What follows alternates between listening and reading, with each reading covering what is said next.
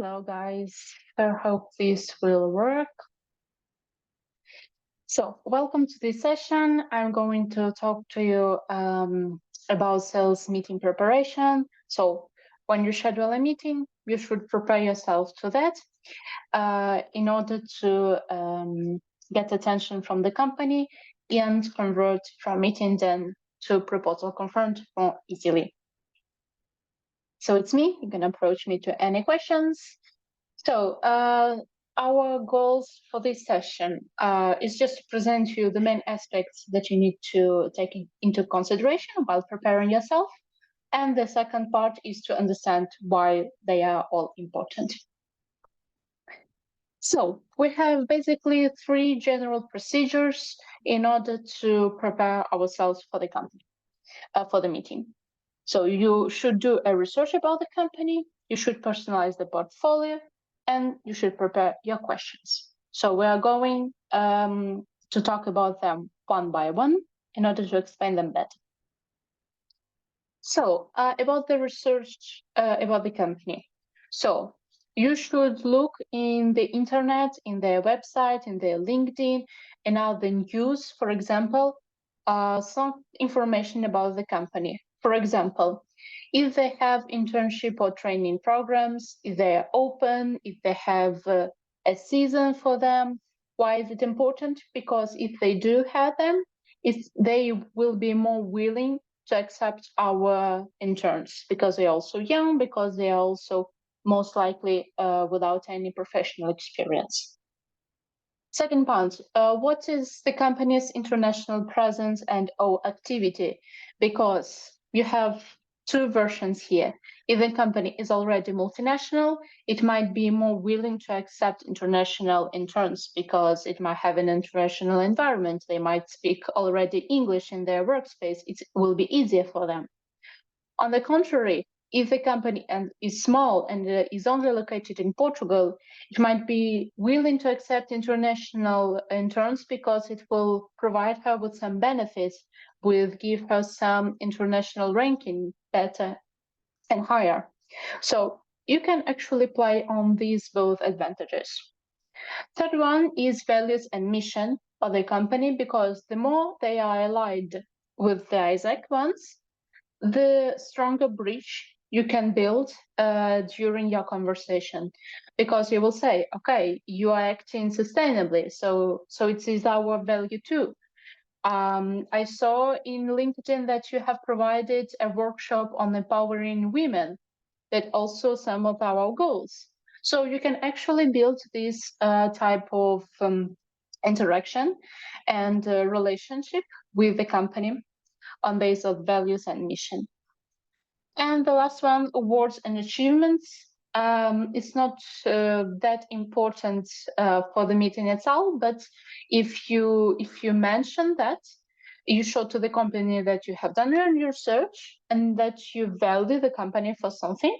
You might actually ask about this reward, ask to tell you more about it. So show interest in the company, in its activity, in its achievements. So why is all this previous research important? So show that you care about them, that you have done your homework, and by this you will be avoiding asking questions and looking for information that you already can see in the internet. What you should do during the meeting is ask questions that you cannot find in the internet. This is the purpose of the meeting. Otherwise, it's all in the internet. Go there and look for it. And thirdly, build a connection on the common ground, as I already told you. The second procedure is personalize the portfolio. Basically, it could differ from the LC from the LC, but usually we put a logo, we put a name of the company. So in order to show that we care about this particular company, that we prepared ourselves, and that after the meeting, all the portfolio, all the proposal is already prepared. So you should just send it and that's it. Your process time from meeting done to proposal sent should be really, really very fast, because otherwise the company will just forget about you. It has a lot of other tasks to perform, so you should send it right away maybe after the meeting, the person has a little time, so she or he would review the portfolio right away. So it's really, really much better. If it's possible, you can even send the email during the meeting and confirm the reception with the person still in the meeting. It will also faster the process time. And the third part is to prepare the questions. So as I've told you, you should ask the questions that you cannot search for the information in the internet. So, and in order to acquire what the company needs, you need to make questions. You cannot expect the company just tell, okay, I need the 5 interns between these ages and these backgrounds. No, you should assess. And how should you assess it? Like, you can ask what they are looking for interns. Maybe it is their background. Maybe it is the professional experience. Sometimes it is the lack of professional experience because they want to recruit the intern after it. Maybe it's the languages that they are lacking in their company and they want to expand. So you really should ask what they need in this time of the year. Sometimes they have the HR season open, so their recruitment is open and they need more people. So ask, when do they do the recruitment? Is there a season and we can help during that season? Or it is a spontaneous application and they might open and open for us. It's a repetition, but just now. Okay, so ask what are their necessities. Also, if they had already these kind of partnerships. From one point of view, as I already told, if they have any kind of internship programs, it might help because they already used to receive interns. On the other hand, you can find out that they already have this kind of partnership. So even if they seem very interested in during the meeting, if they already have someone who provides them with interns, they're most probably not going to answer you at all, or they will answer you negatively. So be prepared and don't lose much time around this company. And how easily do they recruit foreign employees is also very important because our value proposition is based on recruiting targeted international talent.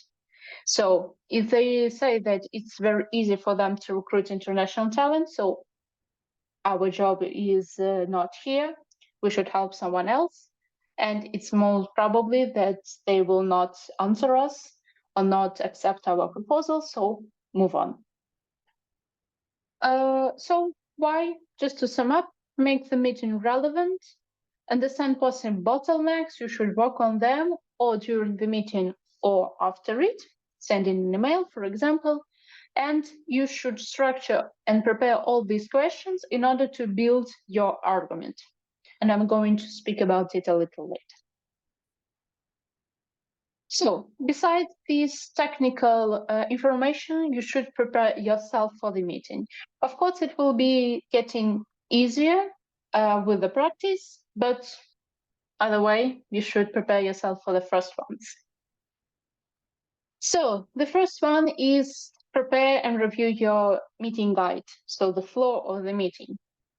Maybe you have the script already prepared for you, or maybe there is no script. In any case, write your script or just the written one for you.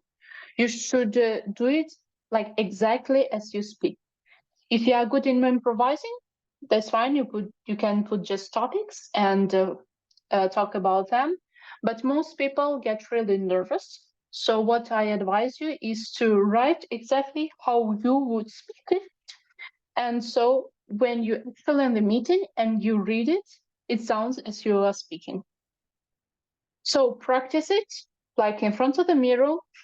There is no harm in that. Practice it with pauses, with improvisations, so that you can breathe. It sounds natural, etc., etc. You should practice. Also, if you have a PowerPoint to share or portfolio, whatever, you should practice combining the both parts, because you should know when to speak about this part in order not to repeat yourself. You should know what slide comes after in order not to seem lost. No, you should know what you are saying. Actually, I also advise you not to put it always in the slideshow, because it's much easier when you see the person. It's much easier not to stop presentation when the person wants to ask a question, or you need to take notes, etc., etc. So it's just my advice. So you need to transmit confidence, of course. When you sound natural and not robotic, it's always much easier to trust the person in front of you and trust that that person knows what he or she is talking about.